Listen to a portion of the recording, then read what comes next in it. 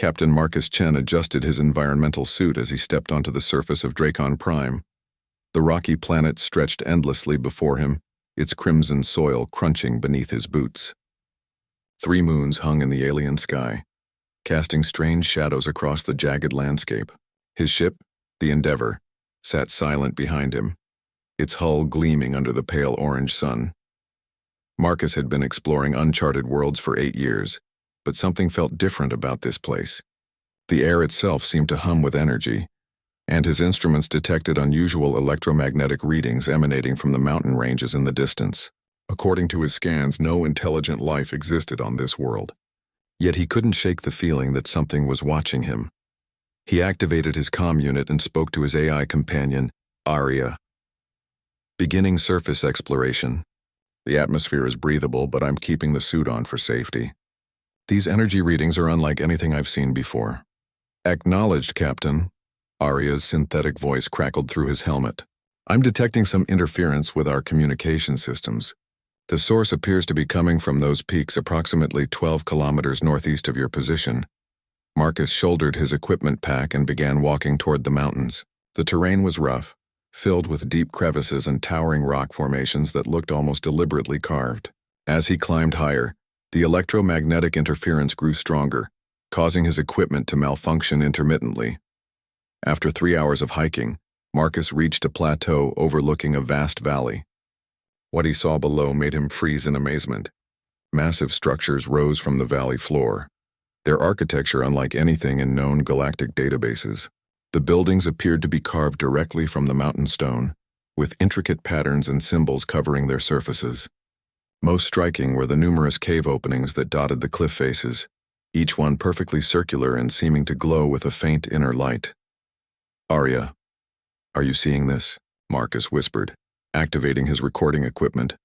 Static filled his helmet before Aria's voice returned, distorted and broken. Captain, readings are massive energy source. Recommend immediate the communication cut out entirely. Marcus tapped his comm unit, but only silence greeted him. He was completely alone on an alien world, staring at what appeared to be an ancient civilization that his ship's sensors had somehow missed.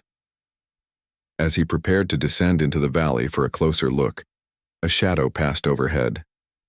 Marcus looked up to see something that defied explanation. A creature soared through the sky, its massive wings spanning at least 30 meters. Its body was serpentine yet powerful, covered in scales that shifted color from deep purple to silver as it moved. Most shocking of all, the creature appeared to be intelligent, wearing what looked like decorative armor and jewelry. The flying being spotted Marcus and let out a sound that was part roar, part song. The call echoed across the valley, and Marcus watched in growing alarm as dozens of similar creatures emerged from the cave openings. They were all different sizes and colors, but each one unmistakably resembled the ancient dragons from Earth's mythology. Marcus began backing away slowly, but it was too late. 3 of the dragon-like beings had already landed on the plateau behind him, cutting off his escape route. Up close, he could see they were even more magnificent and terrifying. Their eyes held unmistakable intelligence, and their movements were coordinated like a hunting pack. The largest of the 3, a magnificent creature with scales the color of burnished gold, approached Marcus cautiously. She stood nearly 4 meters tall on her hind legs, her powerful tail swishing behind her. What struck Marcus most was her face. While clearly reptilian, there was something almost feminine about her features, and her large golden eyes showed curiosity rather than immediate hostility. She spoke, and to Marcus's amazement, he could understand her words through some kind of telepathic connection. Her voice resonated in his mind, musical yet commanding. "Strange small being," she said, tilting her massive head to study him. "You are not of this world. Your scent is foreign, your shape unknown. What manner of creature are you?" Marcus's training kicked in. First contact protocols demanded caution, respect, and peaceful communication. He slowly removed his helmet, showing his human face to the dragon beings. "I am Marcus Chen," he said aloud, hoping they could understand him as he could them. "I'm an explorer from a distant world. I mean no harm to you or your people." The golden dragoness exchanged glances with her companions, a silver-scaled female and a deep red male. They communicated among themselves in rapid telepathic bursts that Marcus couldn't follow. "Marcus Chen," the Golden One repeated, seeming to taste the foreign syllables. I am Zarathul, hunt leader of the Crimson Wing clan. Your kind is unknown to us, yet you possess technology and intelligence. This is interesting. The silver dragoness stepped closer, her ice-blue eyes studying Marcus intently. He is so small, Zarathul, yet he crossed the star void to reach our world. His spirit must be strong. Perhaps, Zarathul replied, but strength alone does not explain his presence here. The ancient barriers should have turned away any skycraft. How did he pass through them? Marcus realized they were discussing him as if he couldn't understand, but he decided to remain silent and listen. The telepathic conversation continued, revealing that these dragon beings had technology capable of creating barriers around their world. Yet they had somehow missed his approach. The red male, who had remained silent until now, suddenly snarled. This is folly, hunt leader. The strange being could be a scout for an invasion force. We should eliminate the threat and destroy his skycraft. Patience, Krexhan, Zarathul replied firmly. Hasty action has cost our clan dearly in the past. This Marcus Chen will come with us. The clan mother will decide his fate. Before Marcus could protest, the 3 dragon beings surrounded him. Zarathul reached out with one massive clawed hand and gently but firmly grasped him around the waist. Her grip was surprisingly careful, as if she was handling something fragile and valuable. Do not struggle, small explorer, she warned.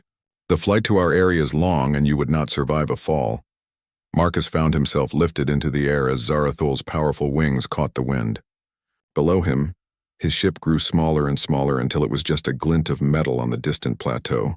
As they soared toward the mysterious cliff dwellings, Marcus realized his peaceful exploration mission had just become something far more complex and dangerous. The flight to the Dragon Eyrie took nearly an hour, during which Marcus got his first real look at the civilization below. The valley was far larger than he had initially thought, stretching for dozens of kilometers in every direction.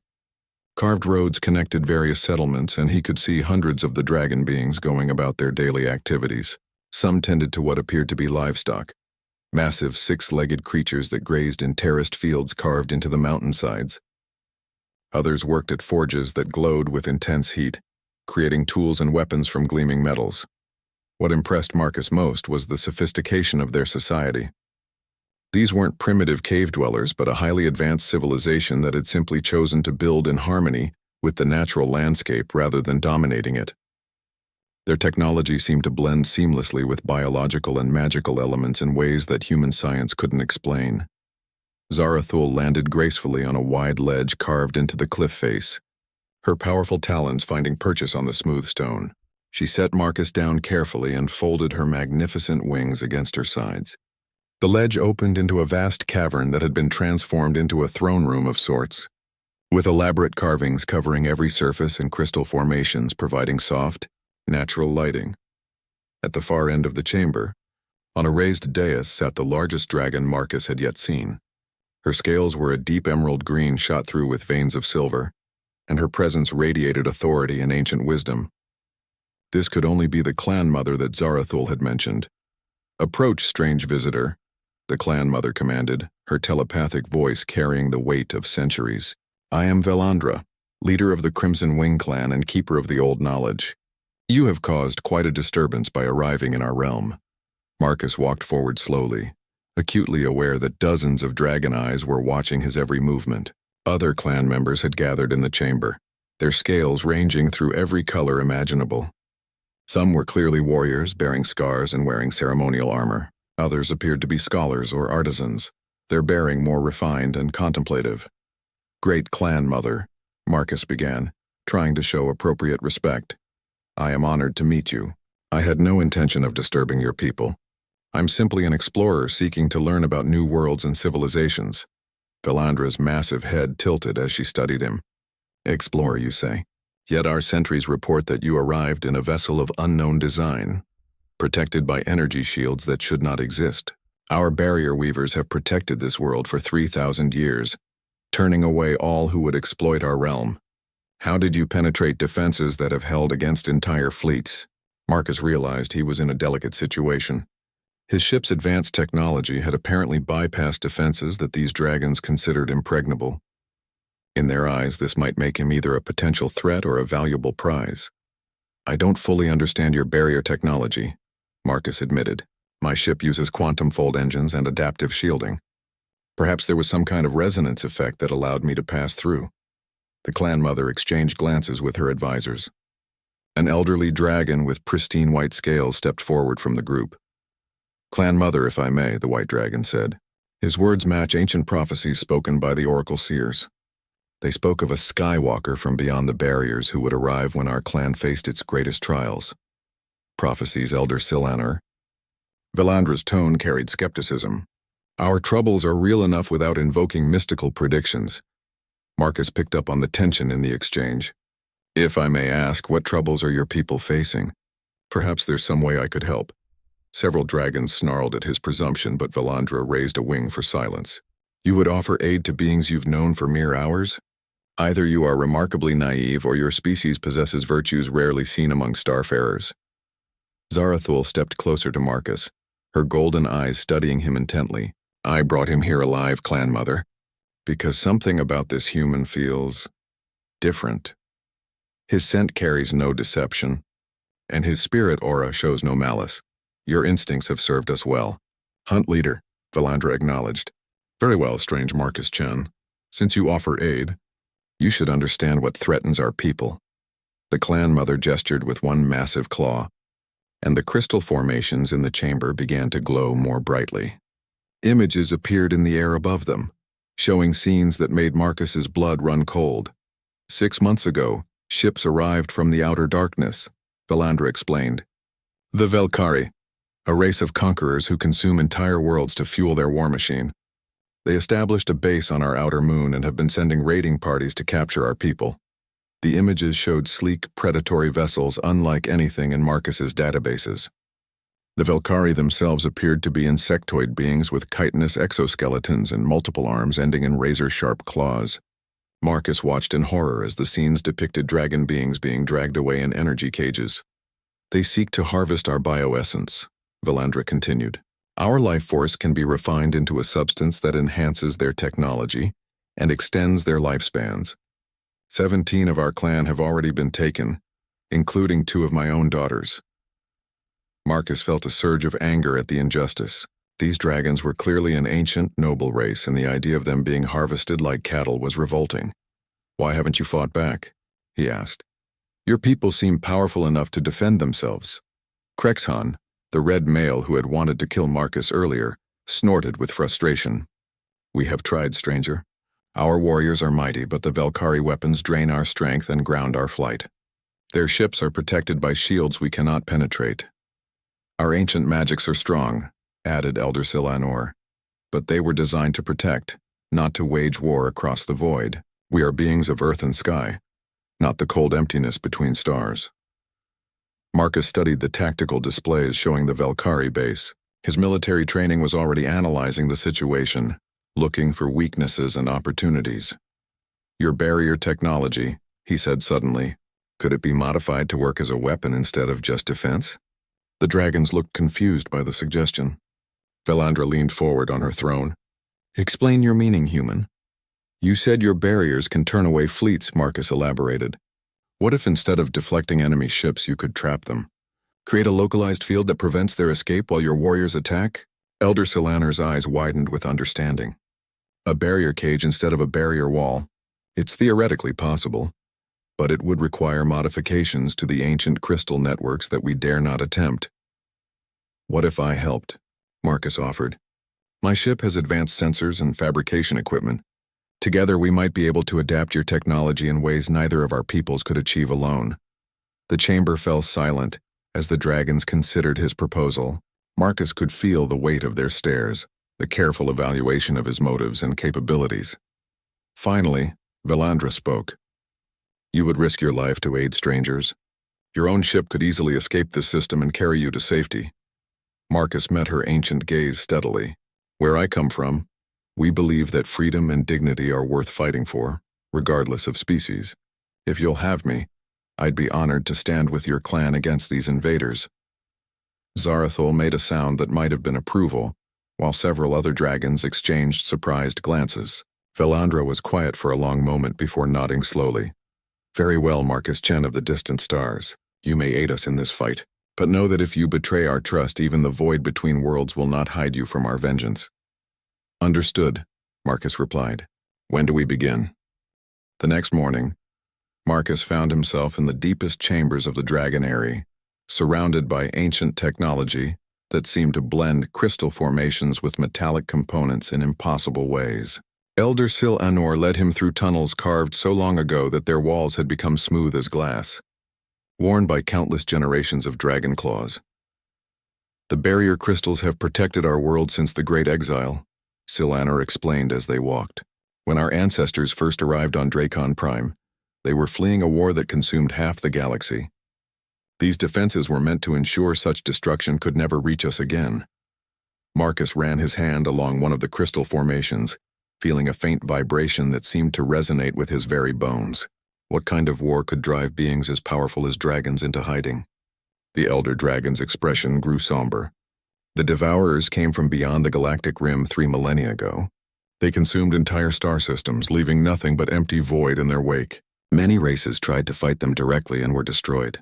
We chose a different path, to hide and preserve what we could until the threat passed." They emerged into a vast chamber that took Marcus's breath away. Massive crystals stretched from floor to ceiling, each one pulsing with its own inner light.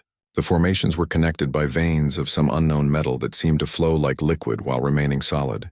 At the center of it all stood a control nexus that appeared to be grown rather than built, its organic curves housing displays and interfaces that responded to thought rather than touch. "This is the heart of barriers," Sil-Anor announced. "From here, our barrier weavers maintain the defenses that protect this entire system." But the knowledge to modify these systems was lost long ago. Marcus approached the central console, his portable scanner analyzing the energy patterns. What he saw made him whistle in amazement. This isn't just technology. It's a fusion of quantum mechanics, psychic resonance, and something else I don't recognize. The power output alone should be impossible. We call it life weaving, Sil-Anor explained. Your people might term it a blend of technology and magic, though we see no distinction between the two. The crystals are grown using our life essence, creating a permanent connection between the system and our clan. As Marcus studied the displays, he began to understand the elegant complexity of the dragon technology. Each crystal formation was essentially a living computer, capable of processing vast amounts of information while remaining attuned to the collective consciousness of the clan. The barrier field it generated wasn't just a simple energy shield, but a sophisticated defense system that could analyze threats and adapt its response accordingly. "I think I see the problem," Marcus said after several hours of analysis. "Your barrier system is designed to repel threats, but it's programmed to see all foreign technology as potentially hostile. To modify it into a containment field, we'd need to reverse the polarity matrix and recalibrate the targeting algorithms." Sil-Anor looked confused. "I understand perhaps half of what you just said, but your meaning seems clear. Can such modifications be made without damaging the system?" Marcus nodded slowly. "It'll be delicate work, but my ship's fabrication bay can create interface components that bridge our technologies. The real challenge will be convincing the crystals to accept the modifications." "That may be easier than you think," came a new voice from the chamber entrance. Marcus turned to see Zarathul approaching, her golden scales gleaming in the crystal light. "I've been thinking about your proposal, human. Perhaps there's another way." "What do you mean?" Marcus asked. Zarathul's massive form settled gracefully beside the control nexus. "The barrier crystals respond to our life essence, yes? But you possess a different kind of life force, one the system has never encountered. If we could temporarily bond you to the crystal network, your alien perspective might allow modifications that we couldn't achieve alone." Elder Sil-Anor's eyes widened in alarm. "Hunt leader, such a bonding has never been attempted with an off-world being. The risks are enormous. The risks of doing nothing are greater," Zarathul countered. 17 of our clanmates are already in Velkari hands. Every day we delay means more of our people will be taken." Marcus studied the crystal formations, trying to imagine what such a bonding might entail. "What exactly would this involve?" "You would place your hands on the heart crystal and open your mind to the network," Sil-Anor explained reluctantly. "The system would analyze your consciousness and either accept you as a temporary guardian or reject you violently, and if it rejects me, the psychic feedback would likely destroy your mind instantly," Zarathul said matter-of-factly. But if it accepts you, you would gain temporary access to abilities that few dragons ever achieve. The power to reshape the barriers themselves through will and intention. Marcus considered the risks. His exploration career had taught him that sometimes the greatest discoveries required the greatest gambles. And looking at the determination in Zarathul's eyes, he knew that these people were worth the risk. Let's do it, he decided. The preparation took several hours. Silanor insisted on conducting every possible safety ritual, drawing protective symbols around the heart crystal, and burning incense that was supposed to purify hostile intentions.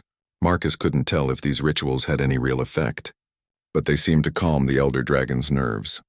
Zarathul remained close throughout the process, and Marcus found himself studying her more closely.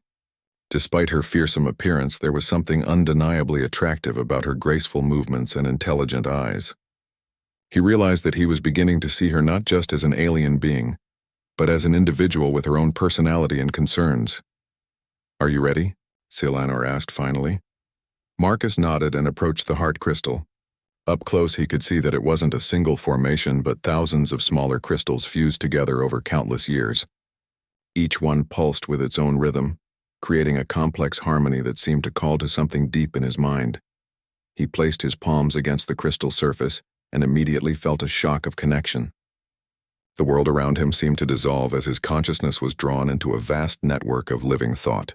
He could sense the presence of every dragon in the clan, their thoughts and emotions flowing through the crystal matrix like streams of liquid light. But something else was there too. Ancient memories preserved in the crystal structure itself.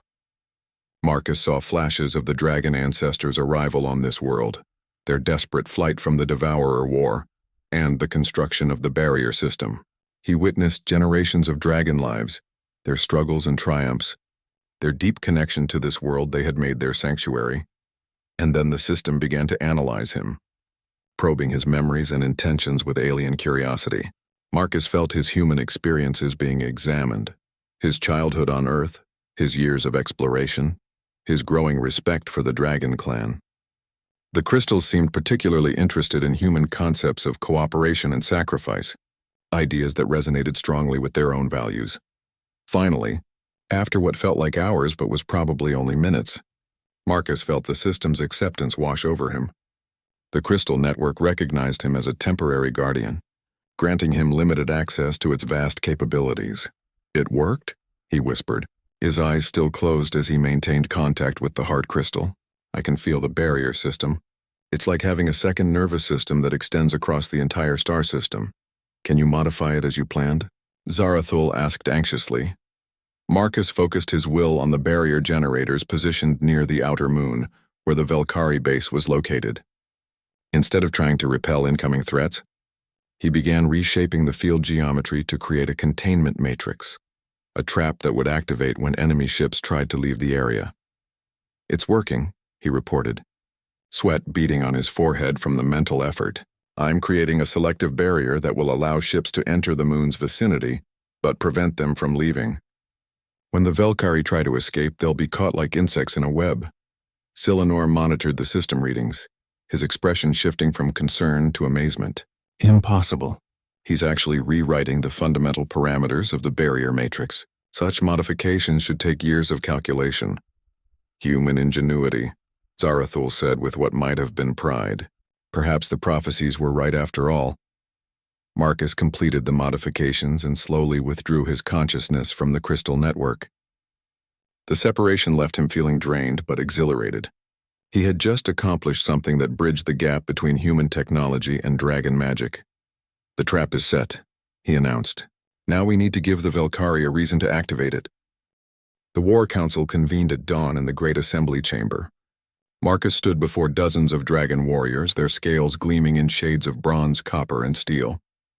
Each one was a formidable fighter in their own right, but their expressions showed the strain of months of defensive warfare against an enemy they couldn't effectively counterattack. Clan Mother Velandra presided from her throne, her ancient eyes studying the tactical hologram that Marcus had generated using his ship's projectors. The three-dimensional display showed the outer moon in perfect detail, including the Velkari base that sprawled across its surface like a metallic cancer. Your barrier modifications are in place, Velandra announced to the assembly. But as human Marcus has explained, we need the Velkari to activate their ships before the trap can be sprung. This means we must launch an assault that appears threatening enough to trigger their escape protocols. Krexon, the red-scaled warrior, stepped forward. I volunteer to lead the attack wing, Clan Mother. My flight group knows the enemy's patrol routes better than any other.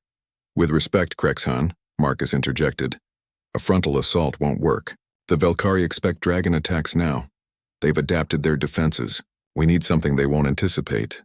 Several dragons growled at being contradicted by an outsider, but Zarathul moved to Marcus's side. Explain your alternative, human. Marcus activated another projection, this one showing his ship's specifications. The Endeavor is small enough to avoid their primary sensors if we approach from the moon's shadow. I can insert a strike team directly into their base while the main force creates a diversion. Once we're inside, we can disable their primary systems and force them to attempt evacuation. You propose to infiltrate a Velkari stronghold? Elder Sil'Anner shook his head. Their bases are death traps filled with automated defenses and warrior drones. That's why I won't be going alone, Marcus replied, turning to face Zarathul. I need a partner who knows Velkari tactics and can handle herself in close combat. Someone small enough to fit in my ship but powerful enough to take on their warriors. The Golden Dragoness studied him for a long moment. You're asking me to leave my clan and trust my life to alien technology. I'm asking you to help me rescue your people, Marcus corrected. Including the clan mother's daughters. The chamber fell silent at his words. The fate of Velandra's missing daughters weighed heavily on everyone present, and Marcus could sense the emotional undercurrent flowing through the dragon telepathic network. Velandra herself finally spoke. Hunt leader Zarathul, the choice is yours, but know that if you undertake this mission, you carry the hopes of our entire clan. Zarathul straightened to her full height, her golden eyes blazing with determination. I accept the mission, Clan Mother. This human has already proven his worth to our clan. I will trust his plan. Marcus felt a surge of relief and something else, a growing admiration for the dragon warrior's courage. Thank you. We'll need to modify my ship's interior to accommodate your size, but the fabrication systems can handle that. Over the next 6 hours, Marcus and Zarathul worked together to prepare for the mission. The Endeavor's passenger compartment was expanded and reinforced to handle a being of Zarathul's size and weight. Marcus also installed additional environmental controls to accommodate her different atmospheric needs. Working so closely with the Dragoness gave Marcus a chance to appreciate her intelligence and adaptability. She learned to operate human interfaces with surprising speed, her clawed fingers delicately manipulating controls designed for human hands. More importantly, she shared tactical knowledge about Velkari weaknesses that wasn't available in any database. Their warrior drones are powerful, but predictable, she explained as they reviewed the base schematics. They rely on pheromone communications and become confused if their chemical signals are disrupted. Your ship's atmospheric scrubbers should be able to create enough interference to give us an advantage. What about their energy weapons? Marcus asked. The reports say they can drain a dragon's strength. Zarathul's expression darkened. The Void Lances steal life force itself, converting biological energy into power for their technology. But they're designed to target dragon physiology. Your alien biology might be resistant to their effects.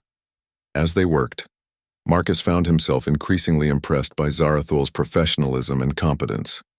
Despite the obvious physical differences between their species, they developed an easy working relationship built on mutual respect and shared purpose.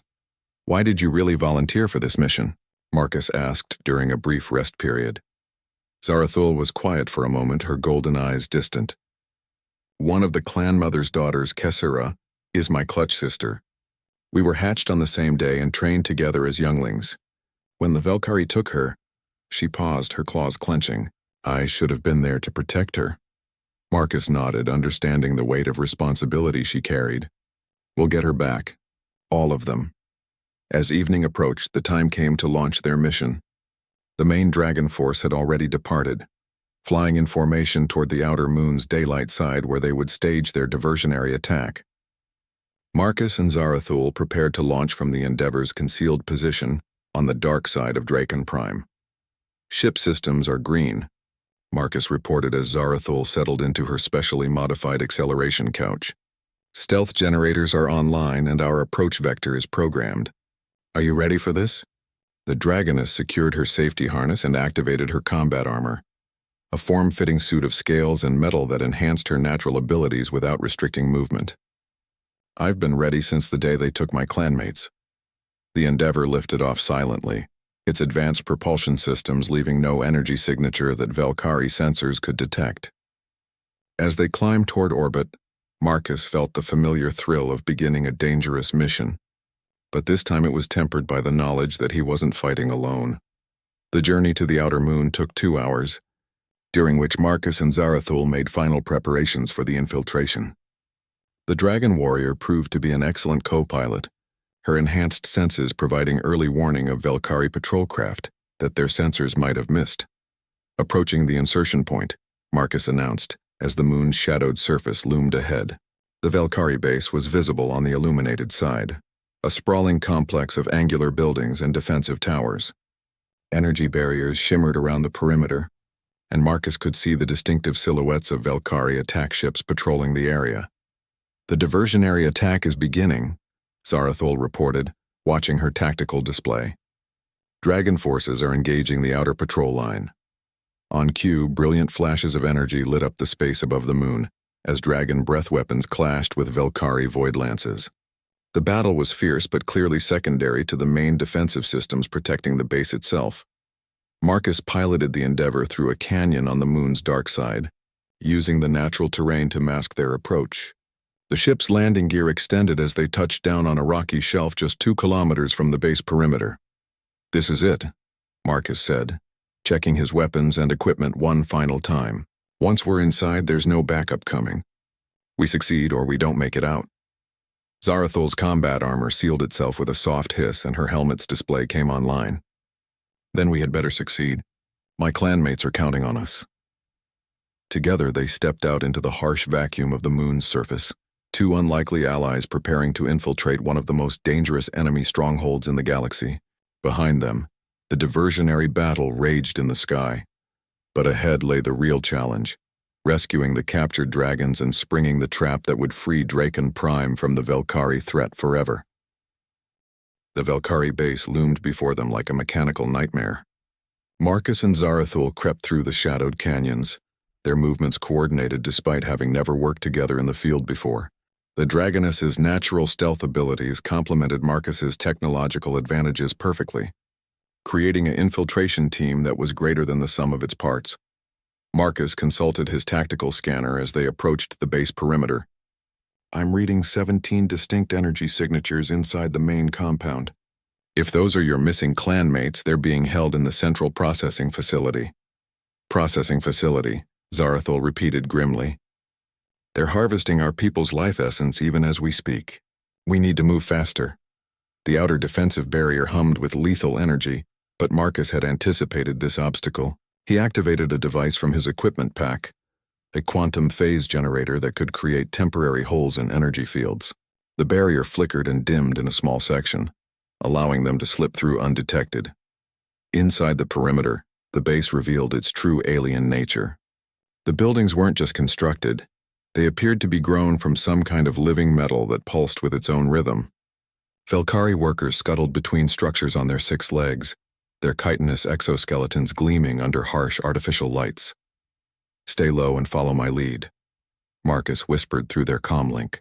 "The atmospheric scrubbers in my suit are already disrupting their pheromone communications, but we need to avoid visual contact." They moved from shadow to shadow, using a combination of human stealth techniques and Zarathul's natural ability to blend with her surroundings. The Dragoness's scales shifted color automatically to match the ambient lighting, making her nearly invisible when she remained still. Their first real test came when a Velkari patrol drone rounded a corner directly in front of them. The mechanical creature was the size of a small vehicle, its multiple sensor arrays sweeping the area for intruders. Marcus froze, knowing that any sudden movement would trigger its attack protocols. Zarathul, however, had a different solution. Moving with lightning speed, she struck the drone's central processor with a precisely targeted claw strike that severed its main power conduit. The machine collapsed silently, its system shutting down before it could transmit an alarm. Impressive, Marcus whispered. How did you know exactly where to hit it? Velkari technology follows predictable patterns, Zarathul replied. They value efficiency over innovation. Once you understand their design philosophy, their machines become easier to defeat. They continued deeper into the base, following Marcus's scanner readings toward the central facility, where the captured dragons were being held. Along the way, they encountered more evidence of Velkari brutality. Chambers filled with harvesting equipment designed to extract and refine biological energy from living beings. This is monstrous, Marcus muttered as they passed a laboratory where alien scientists worked on samples of dragon blood and tissue. How can any sentient species do this to others? The Velkari see other life forms as resources to be consumed, Zarathul explained. They've been expanding across the galaxy for millennia, leaving dead worlds in their wake. That's why they must be stopped here. The central processing facility was a massive structure at the heart of the base, surrounded by additional defensive systems and guard towers.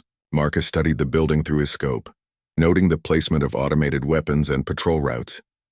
I count 12 Guardian drones and at least 6 Velkari warriors on the perimeter, he reported, plus whatever's inside the building itself. The front entrance is too heavily defended, Zarathul observed. But look there, a ventilation shaft on the building's eastern face. It's large enough for us to crawl through.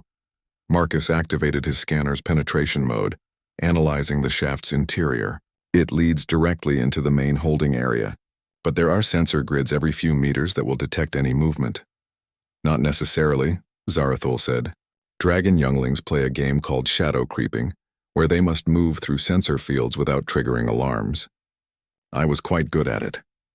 Working together, they reached the ventilation shaft without being detected. Marcus used a molecular cutter to remove the grating, while Zarathul kept watch for approaching patrols. The shaft was cramped even for Marcus, and he wondered how Zarathul would manage to fit her larger frame through the narrow space. To his amazement, the Dragoness seemed to compress herself somehow, her scales flattening against her body as she squeezed into the shaft behind him. Dragon physiology was even more adaptable than he had realized. The crawl through the ventilation system was nerve-wracking. Every few meters they encountered sensor beams that had to be carefully bypassed. Marcus used electronic countermeasures while Zarathul employed techniques that seemed to bend light itself around her body. Together they navigated the maze of obstacles without triggering a single alarm. Finally, they reached a grating that overlooked the main holding area. What Marcus saw below made his blood boil with rage. 17 dragons were imprisoned in energy cages, their magnificent forms weakened by the constant draining of their life force. Velkari technicians moved between the cages, monitoring extraction equipment and making adjustments to maximize the harvesting process. Among the prisoners, Marcus could see 2 dragons that were clearly younger than the others, probably the clan mother's daughters that Zarathul was so desperate to rescue. One of them, a female with scales that shifted between gold and silver, appeared to be in particularly bad condition. Kesara, Zarathul whispered, her voice tight with emotion. She's barely conscious. Marcus studied the chamber layout, noting the positions of guards and equipment. I count 8 Velkari technicians and 4 warriors. The control console for the energy cages is on the far side of the room. Can you disable the cages remotely? Zarathul asked. Not from here, Marcus replied. But if we can create enough of a distraction, I might be able to reach the controls while you handle the guards. Zarathul nodded grimly. Once we move, we'll have only minutes before reinforcements arrive. Are you ready? Marcus checked his weapons one final time, a plasma rifle and several grenades designed to disrupt Velkari electronics. Let's bring your family home. They kicked through the grating simultaneously, dropping into the chamber like avenging angels. Marcus's first shot took out the main guard post, while Zarathul landed among a group of technicians with claws extended. The Dragoness fought with a grace and fury that was beautiful to behold, her movements flowing like a deadly dance as she tore through her enemies. The Velkari warriors proved more challenging, their void lances crackling with energy as they tried to drain Zarathul's strength. But as she had predicted, the weapons were less effective against Marcus's alien physiology. He was able to provide covering fire while she closed to melee range, where her natural advantages made her nearly unstoppable. The controls, Zarathul shouted as she finished the last warrior. Hurry! Marcus sprinted across the chamber to the cage control console, his fingers flying over the alien interface. The Velkari language was unfamiliar, but the system's logic was straightforward enough. He began shutting down the energy barriers one by one, freeing the captive dragons. The first dragon to emerge was a massive male with bronze scales, who immediately moved to help the weaker prisoners. Who are you? He demanded. How did you penetrate the base defenses? Explanations later, Marcus replied. Right now we need to get everyone out of here before the entire base responds. Alarms were already beginning to sound throughout the facility as emergency lighting bathed everything in red. The Velkari had discovered the intrusion and would be mobilizing their full defensive force within minutes. Zarathul reached her clutch sister's cage just as the energy barrier collapsed. Kessara was barely conscious, her silver-gold scales dulled by the harvesting process. Sister, she whispered weakly, I knew you would come. Save your strength, Zarathul replied, supporting the younger dragon's weight. We're leaving this place. Marcus helped free the last few prisoners, including the clan mother's other daughter, a fierce-looking female with deep blue scales who seemed ready to fight despite her weakened condition. Can everyone fly? Marcus asked the group. The bronze-scaled male shook his head.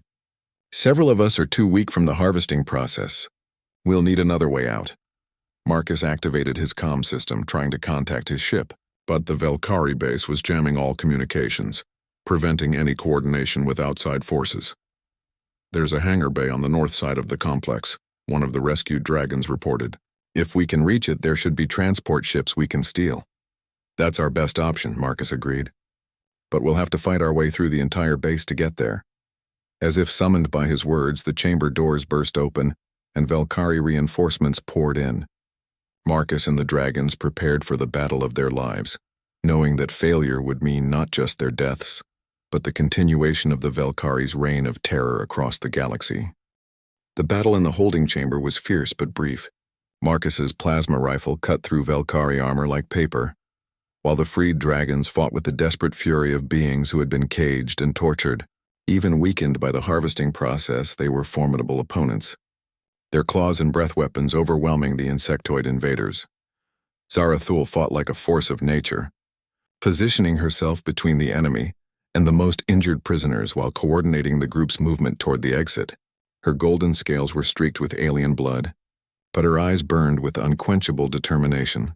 The hangar is 3 levels up and 2 sections north, announced Garthresh, the bronze-scaled male who seemed to be the senior prisoner. But the route is heavily defended. Marcus checked his ammunition supply. We'll have to punch through whatever they throw at us. There's no other choice. They moved as a group through the base corridors, with the stronger dragons protecting the weaker ones while Marcus used his advanced weapons to clear obstacles. The Velkari responded with increasing desperation, sending wave after wave of warrior drones and combat troops to stop the escape. The fighting was brutal and chaotic. Velkari void lances drained energy from anything they struck, while their plasma cannons left molten craters in the walls. But human ingenuity and dragon fury proved to be an unstoppable combination. Marcus's grenades disrupted their electronics while dragon breath weapons melted their armor, creating a path of destruction through the facility. The lift shaft ahead, Zarathul called out, supporting her weakened clutch sister while firing back at pursuing enemies. If we can reach it, we can bypass 2 levels of defenses. Marcus sprinted ahead to secure the area, his scanner showing multiple hostiles converging on their position. The lift shaft was a massive vertical tunnel that connected all levels of the base with anti-gravity platforms providing transportation between floors. As they reached the shaft entrance, a new threat emerged. A Velkari commander, larger and more heavily armored than the regular troops, stepped into their path. Its void lance was a master-crafted weapon that crackled with barely contained energy, and its chitinous armor bore the scars of countless battles. So, the commander hissed in accented galactic standard, the dragons have found themselves a new pet. A human, if my sensors are correct. Your species was thought extinct in this region of space.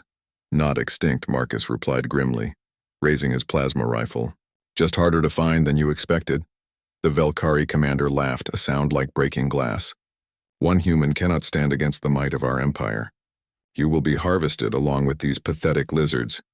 He's not alone, Zarathul snarled, moving to stand beside Marcus. Despite her exhaustion from the fighting and the burden of supporting her injured clutch sister, her presence radiated lethal grace. The battle with the commander was the most challenging yet. Its void lance could drain energy from both biological and technological sources, forcing Marcus to constantly move to avoid being caught in its beam. Meanwhile, Zarathul used her superior speed and agility to harass the creature from multiple angles, her claws seeking gaps in its armor. The turning point came when Marcus realized that the commander's weapon had a charging cycle. During the brief moments when it recharged between shots, the creature was vulnerable.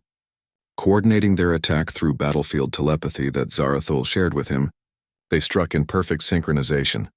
Marcus's plasma bolt struck the commander's weapon arm just as Zarathul's claws found its throat. The Velkhari warrior collapsed, its life force draining away onto the metal deck plates.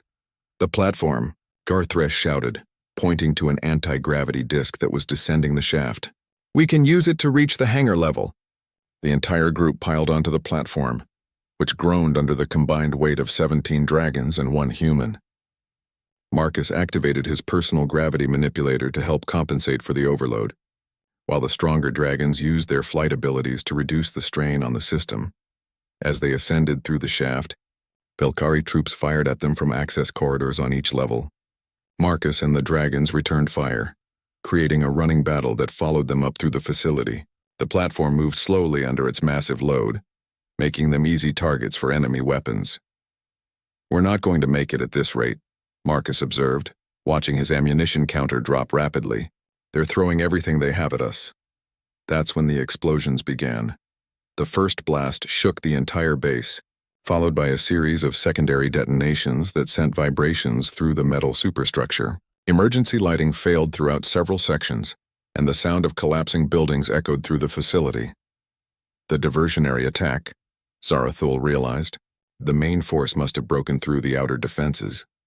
Through the shaft's transparent walls, they could see dragon warriors flying through the base corridors, their breath weapons melting Velkhari defensive positions. The cavalry had arrived just when it was needed most. The platform finally reached the hangar level where chaos reigned. Velkhari forces were trying to launch their remaining ships, while simultaneously defending against the dragon assault. Explosions lit up the vast chamber as energy weapons clashed in a deadly light show. Marcus spotted their objective, a group of Velkhari transport ships on the far side of the hangar. The vessels were sleek and fast, perfect for evacuating the rescued prisoners. "Those ships," he shouted over the noise of battle. "If we can reach them, we can get everyone to safety." But between them and the transport stood the remaining Velkhari defenders, including several heavy combat units that had been deployed to protect the evacuation ships. The route would take them through the heart of the battle zone, where energy beams and explosions made every step potentially lethal. "I'll clear a path," announced Karana, the clan mother's other daughter. Despite her weakened condition, the blue-scaled dragoness gathered her remaining strength and unleashed a breath weapon of incredible intensity. The beam of concentrated plasma carved through the Velkhari defensive line like a sword, creating a corridor of molten metal and destroyed equipment. The group charged through the gap, fighting desperately against time and overwhelming odds. Marcus's rifle was almost out of ammunition, and several of the dragons were barely conscious from their ordeal, but they pressed forward, driven by the knowledge that freedom was within reach. They reached the transport ships just as Velkhari reinforcements arrived from the upper levels. Marcus frantically worked to activate the alien control systems while Zarathul and the other dragons held off the attackers. "I can't read these controls," Marcus admitted after precious seconds of confusion. "The interface is completely alien." "Allow me," said Garthresh, pushing past Marcus to the pilot station. "I've had months to study their technology while imprisoned.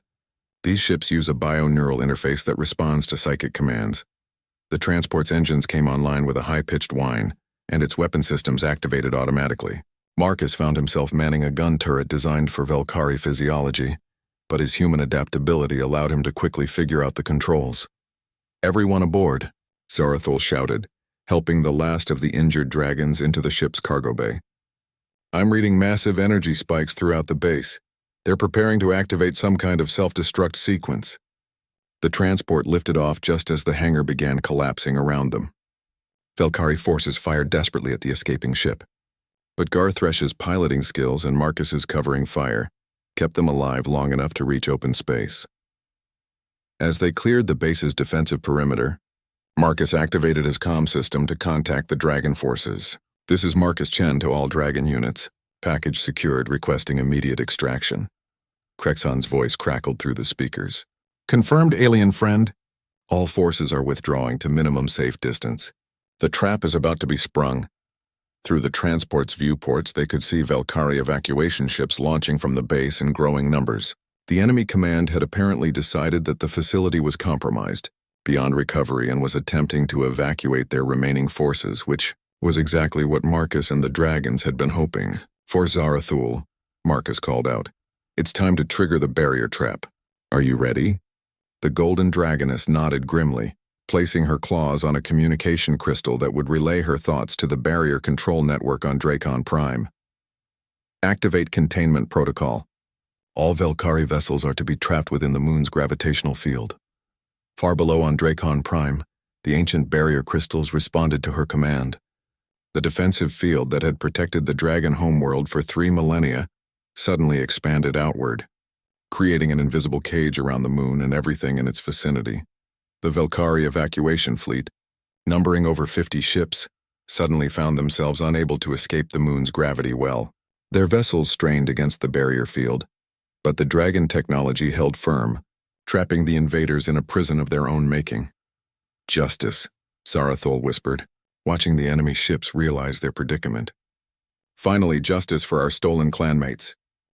But Marcus knew that trapping the Velkari was only the first step. The real challenge would be dealing with a desperate enemy that now had nothing left to lose. The trapped Velkari fleet thrashed against the barrier field like insects caught in a web, their weapons firing uselessly at the invisible walls of their prison.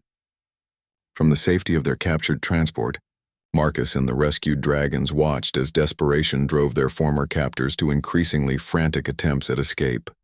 "They're charging their main weapons," Garthresh observed from the pilot's station, probably hoping to punch through the barrier with concentrated firepower.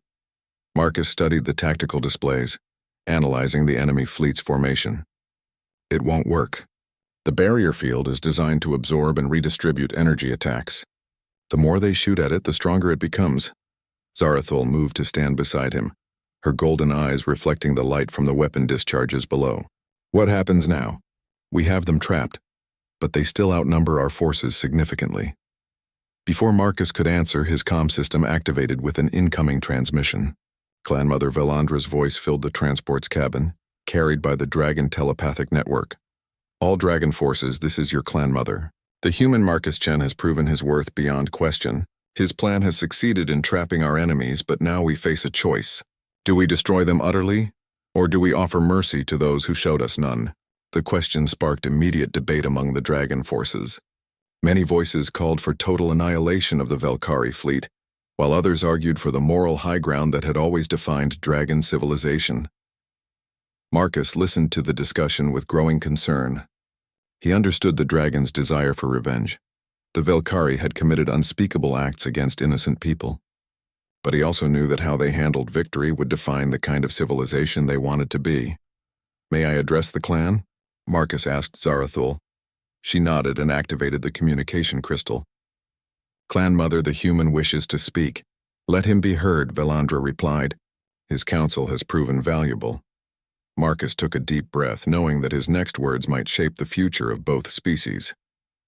"Great Clanmother, warriors of the Crimson Wing clan, I've spent 8 years exploring the galaxy, and I've seen what happens when civilizations choose vengeance over justice.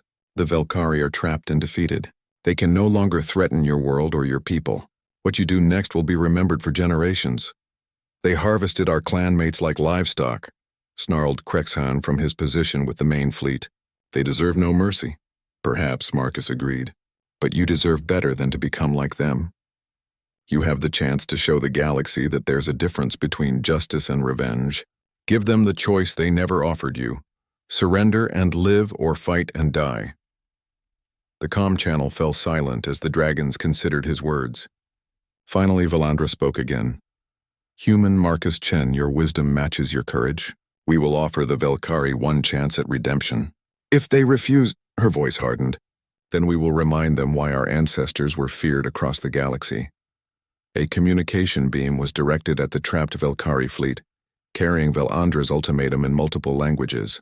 The Dragon Clan mother's message was simple and direct: immediate surrender of all weapons and personnel or total destruction within 1 solar hour.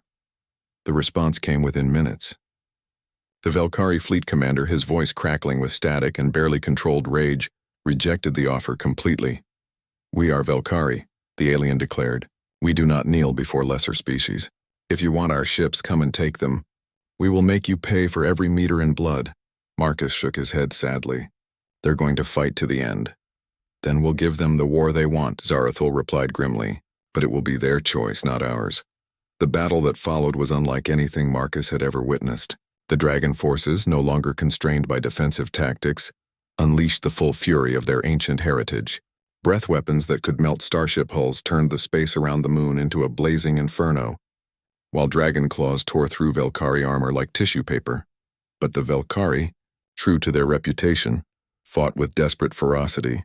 Their void lances carved deadly patterns through space, and their ships' weapon systems pounded the attacking dragons with everything they had. The battle raged for hours, with neither side giving quarter. Marcus found himself in the unique position of coordinating between human technology and dragon tactics. His ship's sensors provided targeting data that the dragons used to devastating effect, while his understanding of both technologies allowed him to predict Velkari responses before they happened. The turning point came when the largest Velkari battleship, a massive vessel that served as the fleet's command center, attempted to ram through the barrier field using its own destruction as a weapon. The ship's reactor was set to overload, creating an explosion that might have damaged the barrier generators on Dracon Prime. Zarathul saw the threat immediately. "They're going to try to bring down the barrier with their death scream. If that ship explodes near the field generators, it could create a cascade failure." Marcus analyzed the battleship's trajectory and power readings. "I can stop them, but I'll need to get close enough to disable their reactor before it overloads." "That's suicide," Garthresh protested. "The radiation from their failing systems will kill any living being within kilometers." "Not necessarily," Marcus replied, checking his suit's specifications. "My environmental armor is designed to handle extreme radiation, and if I can reach their engineering section, I might be able to reverse the overload process." Zarathul studied him with those magnificent golden eyes. "You would risk your life again for people you barely know?" Marcus met her gaze steadily. "That's what being human means. We protect those who can't protect themselves, regardless of species or personal cost." Without waiting for further discussion, Marcus transferred to his own ship, which had been following the captured transport at a safe distance.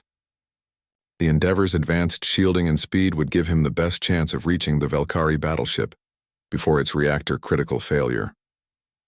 The flight through the battle zone was harrowing. Energy beams and missile strikes filled the space around him as Marcus pushed his ship to its limits. Dragon forces provided cover when they could, but the chaos of combat made coordination difficult. He reached the Velkari battleship just as its hull began to buckle under the strain of the overloading reactor. Using his ship's cutting beam, Marcus burned through the armor plating and forced his way into the engineering section. The interior of the Velkari ship was a nightmare of failing systems and toxic atmosphere. Emergency lights cast everything in hellish red, while alarms shrieked warnings in the alien language. Marcus's environmental suit protected him from the worst of the radiation, but he could feel its effects even through the shielding. The reactor chamber was a cathedral of destruction, with massive containment fields straining to hold back energies that could destroy a moon. Velkari technicians lay dead at their stations, killed by radiation when they attempted to maintain the overload process manually. Marcus reached the main control console and began the delicate process of reversing the reactor overload. His hands moved across alien interfaces while his suit's computer translated the Velkari technical specifications in real time. One wrong move would trigger an immediate explosion that would vaporize everything within 100 kilometers. Sweat beaded on his forehead as he worked, the radiation slowly overwhelming his suit's protection systems. But gradually, the reactor's energy output began to stabilize. The critical failure was prevented with mere seconds to spare. As Marcus collapsed from radiation exposure, He felt the familiar sensation of being lifted by powerful, gentle claws. Zarathul had somehow managed to reach the battleship and was carrying him to safety, her own body shielding him from the worst of the radiation. "Foolish, brave human," she murmured as they flew toward the medical bay on one of the dragon ships. "What am I going to do with you?" The battle ended soon after. With their command ship disabled and their fleet trapped, the remaining Velkari finally surrendered. The few survivors were taken prisoner, to be judged by a council of the species they had tormented. Marcus spent 3 days in the Dragon Medical Facility, recovering from radiation poisoning while Zarathul rarely left his side. When he finally awakened fully, he found her sitting beside his bed, her golden scales seeming to glow in the soft light. "The clan has voted," she informed him. "You are to be granted full membership in the Crimson Wing clan, with all the rights and privileges that entails. You are also invited to establish a permanent human embassy on Dracon Prime." Marcus smiled weakly. "And what about you? What will you do now that the threat is over?" Zarathul was quiet for a long moment. "I've been thinking about that. My clutch sister is recovering and our people are safe. But there are other worlds out there, other species that might face the same threats we did. Perhaps it's time for a dragon to see the galaxy through human eyes." "Are you asking to join my crew?" Marcus asked, hardly daring to hope. "I'm asking to be your partner," Zarathul replied. "In exploration, in adventure, and perhaps in something more. The galaxy is vast and there are many wonders yet to be discovered." Marcus reached out and touched one of her golden claws with his hand. "Partners it is. The universe won't know